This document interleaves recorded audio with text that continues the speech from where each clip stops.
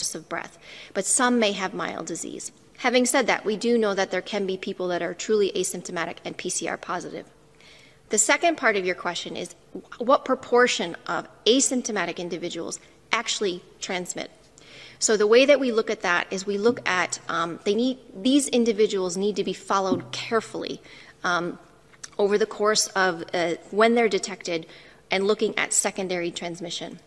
We have a number of reports from countries who are doing very detailed contact tracing. They're following asymptomatic cases, they're following contacts, and they're not finding secondary transmission onward. It's very rare. And much of that is not published in the literature. From the papers that are published, there's one that came out from Singapore, looking at a long-term care facility. There are some household transmission studies where you follow individuals over time and you look at the proportion of those that transmit onwards. We are constantly looking at this data and we're trying to get more information from countries to truly answer this question.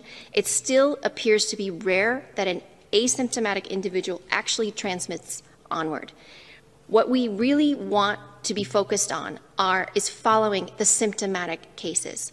If we followed all of the symptomatic cases, because we know that this is a respiratory pathogen, it passes from an individual through infectious droplets. If we actually followed all of the symptomatic cases, isolated those cases, followed the contacts and quarantined those contacts, we would drastically reduce. I would love to be able to give a proportion of how much transmission we would actually stop, but it would be a drastic reduction in transmission. If we could focus on that, I think we would do very, very well in terms of suppressing transmission.